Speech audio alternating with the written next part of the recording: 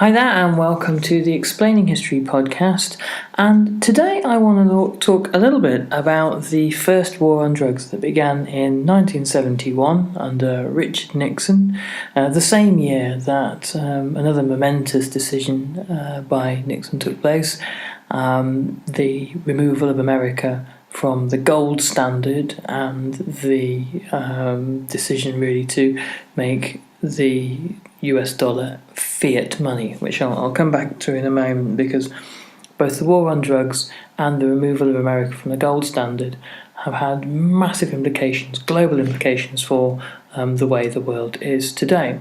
Now, those of you who are listening who remember the 1980s remember probably the second war on drugs, the war on drugs that was pursued by American President Ronald Reagan from the mid-1980s onwards. But it was a policy that had a serious pedigree. So let's go back to 1971 and see what it was that made Nixon begin this policy, which it's fair to say 4 decades later has been an unmitigated disaster in every conceivable manner. Nixon wins the presidential election in 1968 on the back of a rising sense that America has spiralled out of control.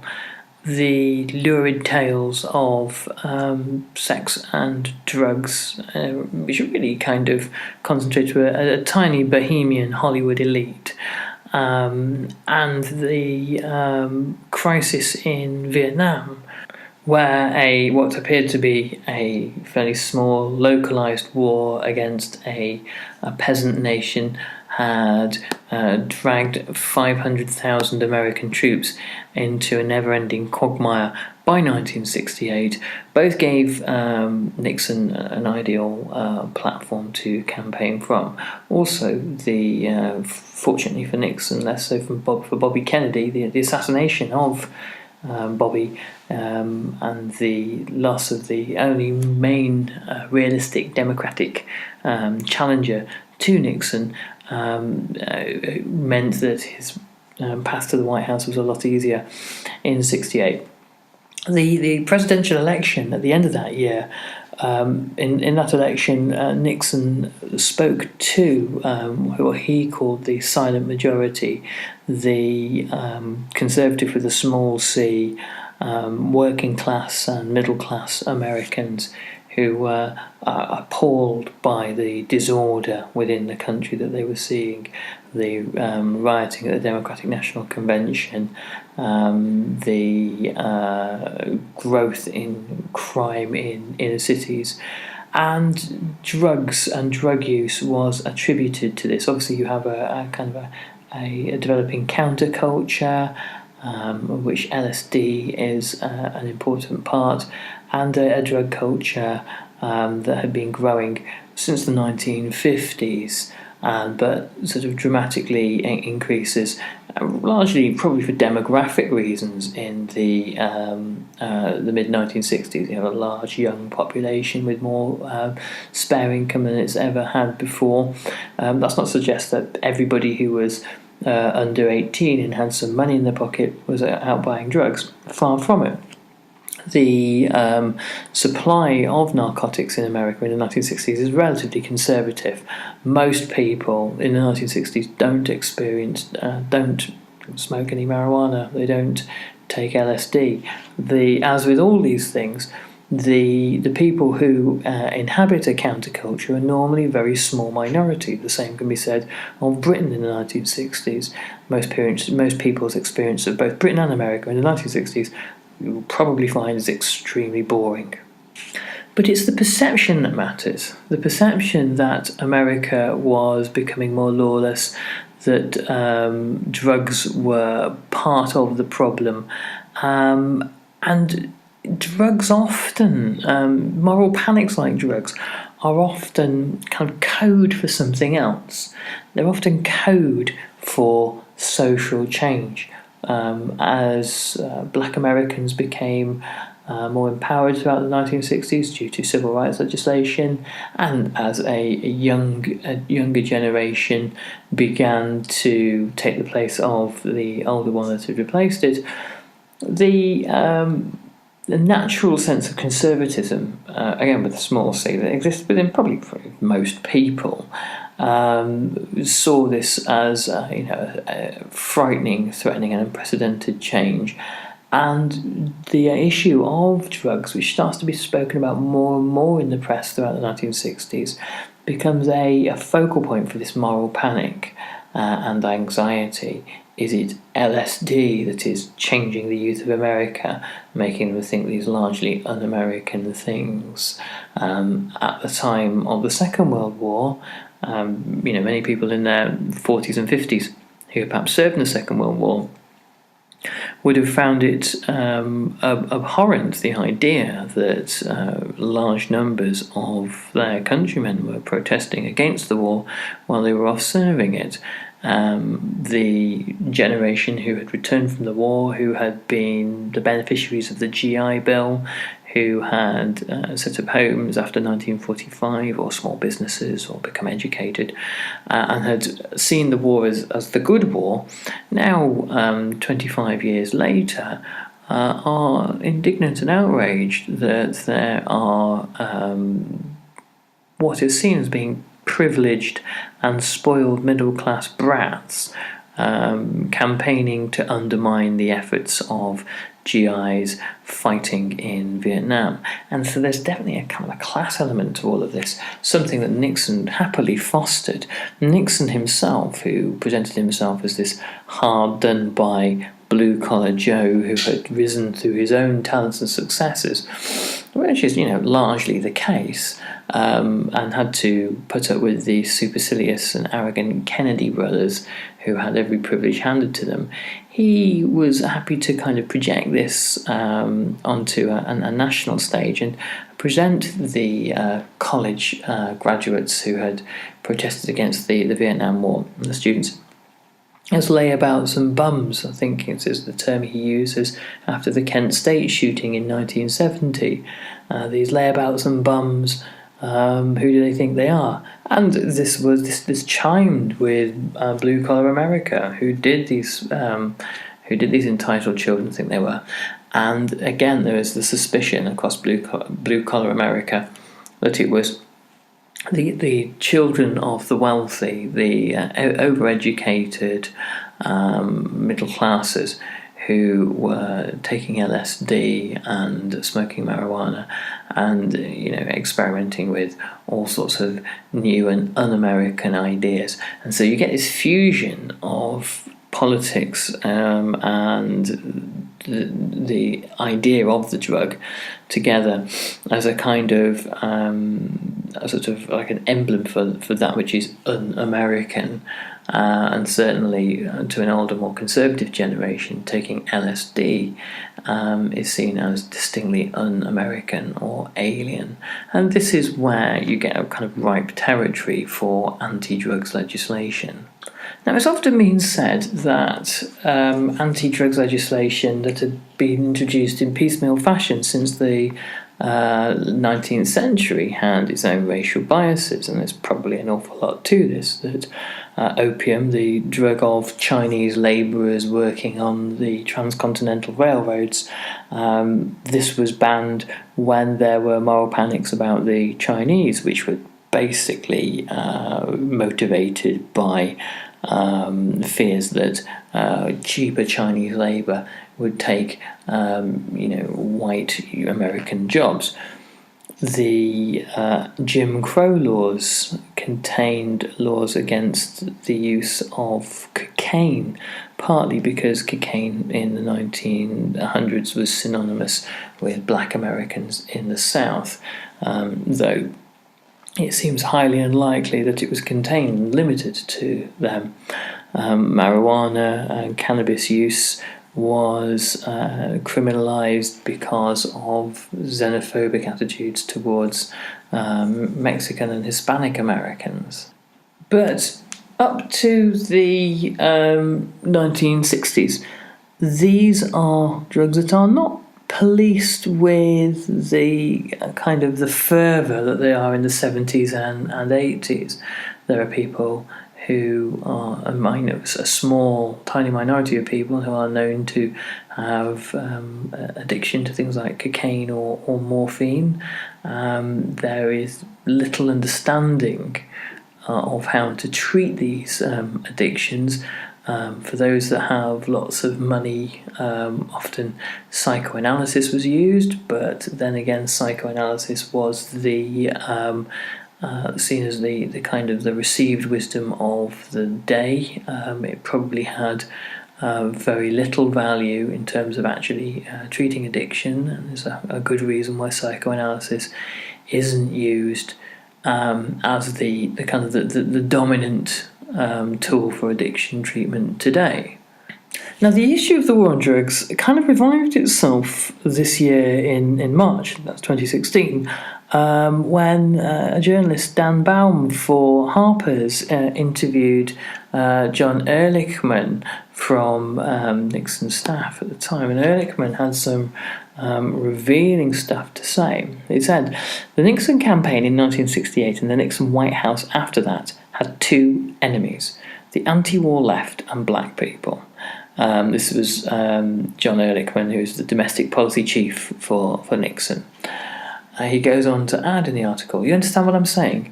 We knew we couldn't make it illegal to be either against the war or black, but by getting the public to associate the hippies with marijuana and the blacks with heroin, and then criminalising both heavily, we could disrupt those communities.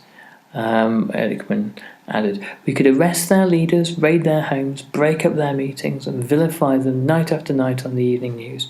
Did we know we were lying about the drugs? Of course we did. And this is consistent with much of Nixon's thinking, this highly paranoid individual who took things incredibly personally. I know it sounds awfully familiar, doesn't it?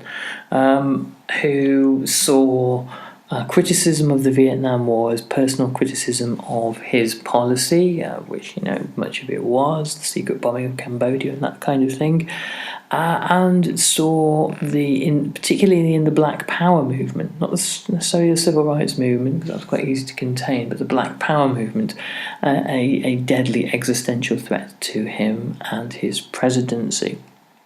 So he had his enemies lists drawn up, where the likes of Noam Chomsky, for example, was there. He had this kind of hatred of what he viewed as the liberal media.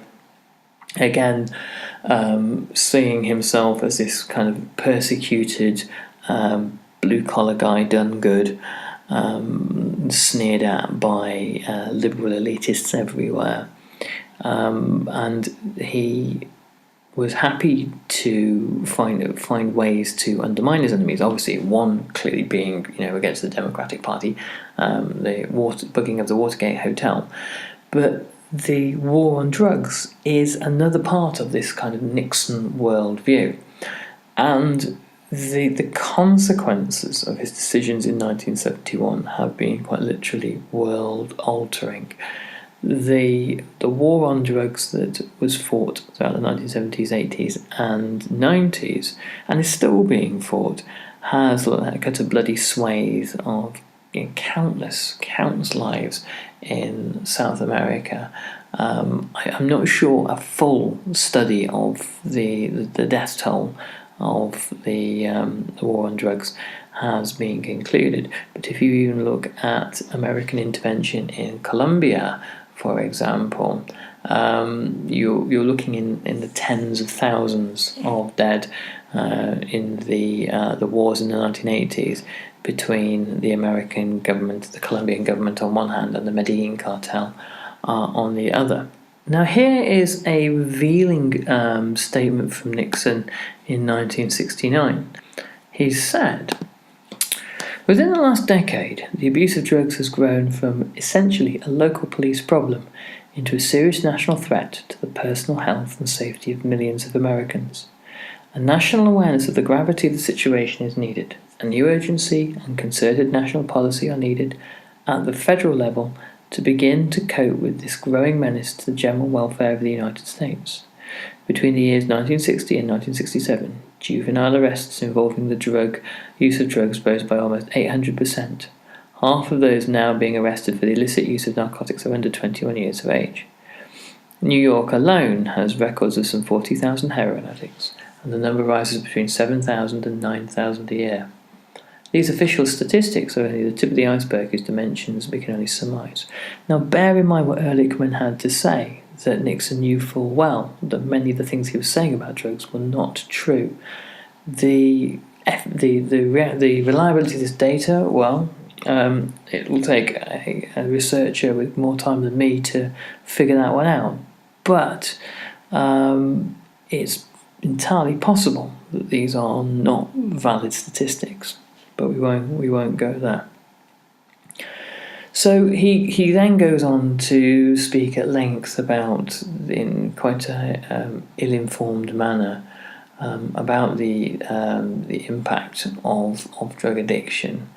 He says it has been a common oversimplification to consider narcotics addiction or drug abuse to be a law enforcement problem alone. Effective control of illicit drugs requires the cooperation of many agencies of the federal and local state governments. It's beyond the province of any one of them. At federal level, the burden of the national effort must be carried out by the Departments of Justice, Health, Education and Welfare and the Treasury. In 1972, it was recommended by the Congressional Commission on Drugs that marijuana be decriminalised, or at least personal use of marijuana be decriminalised because of the really kind of trivial harm that's associated with it, almost none whatsoever really. And 11 states between 73 and 77 decriminalised marijuana. And in 1977, Jimmy Carter ran on a platform which partly involved the decriminalisation of marijuana as well. But something curious happens during the 1980s, really. The culture war in America that the 60s seems to have given birth to enters a new phase. The 1970s are seen generally as a particularly bad time in America, a time of economic and social crisis, a time of foreign policy defeat and failure, and the decade beforehand, the 1960s, are, by the conservative right, blamed for this. And so in 1980, when Ronald Reagan is elected, taking office in 1981, promising morning in America, a new dawn, a new start for America. The figure who embodies the kind of the anti-60s backlash steps into power, and with him it's you can't just simply say it was all Ronald Reagan. I mean, that doesn't make sense. But an entire generation of people who have turned their backs on what they perceive to be the 1960s. So the 1960s are, as a decade, it can be many things, but they perceive it to have been the kind of the chaos and disorder of the Woodstock generation. Are perfectly happy when Reagan launches his own war on drugs. So the 1980s and 1990s see a huge increase in incarceration because of dramatic new fronts opening up in the war on drugs. For non-violent drug offenders, there were 50,000 in jail in 1980 and 400,000 in 1997. There are kind of all sorts of alarmist media visions of drug users. The president's wife, Nancy Reagan, as all first ladies do, had her own cause. It was that of the anti-drugs movement. It chimed very nicely with the Christian conservative right who supported Reagan and who voted for him in large numbers. And it could be incorporated into a wider conversation on public morality. She has a Just Say No campaign, and there is a zero tolerance policy adopted in many American cities for drug use, drug dealing, and drug possession. In LA, the police chief there, Darrell Gates, said that casual drug users should be taken out and shot. And there is a typical example of the thinking at the time. Launched a project called DARE, which was taken on nationwide, which was based around zero tolerance of drug use. There was no evidence as to its efficacy, as there often was with these kind of pilot initiatives, but it was rolled out nationwide, probably because it sounded good. And drug policies throughout the 1980s also have a knock-on effect on the development or on the contagion of HIV and AIDS, which becomes, in the second half of the 1980s, the other great moral panic of the decade. The US government and its helpers in the media had, by the end of the 1980s, brought about an astonishing change in public ideas. In 1985, 2% of the population saw drugs as being the biggest problem in the States, but by 1989 it was over 2/3. It was coming up to 66% of the population, and who see drugs as this kind of monolithic crisis for America. But that was, of course, in an election year, and interestingly, the figures of Americans polled who thought it was the worst problem in the States fall to 10% the year after. So that gives you a clue, really, doesn't it?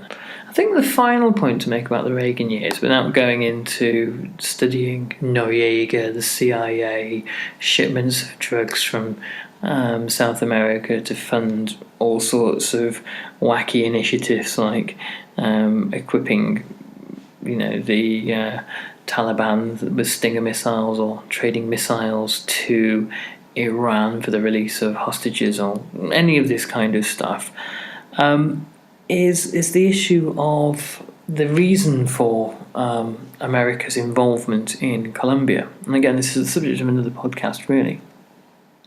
But it has a similarity with Britain's opium wars in China, in slightly a reversed way. The British wished to sell opium to China to address a balance of trade problem. The British in the 1840s, 1830s, had been buying lots of silk and tea and other nice things from China, and the Qing emperors had said to the British, well, we don't want any of your manufactured goods, which is, Britain's comparative advantage and the thing it sells around the world in order to afford all sorts of nice luxuries. This left the British with a big problem. There was a huge outflow of wealth from Britain to China to pay for, tea and silk and other things. And so in order to get money flowing the other way again, opium was the trick. Now, in the 1980s, in about 1983, when the Reagan government realised how much money was leaving Miami and other American cities for Colombia, they realised that it was well worth their efforts becoming involved in the destruction of the Medellin cartel, which eventually happens by the early 1990s. By this point, by the time the Americans decided to get involved, many of the cartel's own sicarios and killers had decamped to Miami and were shooting it out in the streets. It wasn't the gun battles in the streets of Miami that really affected American policy. It was the balance sheets when observed in Washington. But it was the intervention of America in Colombia and the demand by the American government for extradition that sparks a civil war in Colombia that is interestingly fought for the first time between a government and a private individual, that being obviously Pablo Escobar. There's a really interesting bit in The Age of Extremes by Eric Hobsbawm when he points out that one of the more curious features of the 20th century is, for the first time, you have criminality becoming a global phenomena, and largely due to the war on drugs. And you have criminal networks, being able to challenge states, perhaps slightly weaker states, like Colombia, for the first time.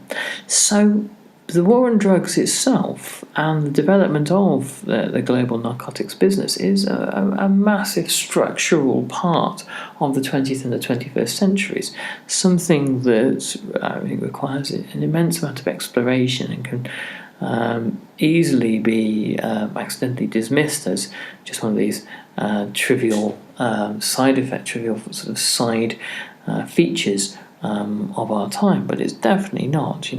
The use of drugs on a mass scale, the mass intoxication of entire populations. I mean, obviously, alcohol's the main one, but mass intoxication now of large percentages of the population, shall we say, through narcotics, various, has all sorts of profound social, economic, cultural and political questions attached to it, in the way that we see not just the 21st century is unfolding in front of us, but the decades from the 60s onwards. Anyway, this has gone on far too long, so I'm going to finish there, and I'm going to put some related video stuff to the war on drugs onto the YouTube channel later on this week, and also some stuff about the gold standard. Thanks very much, bye bye.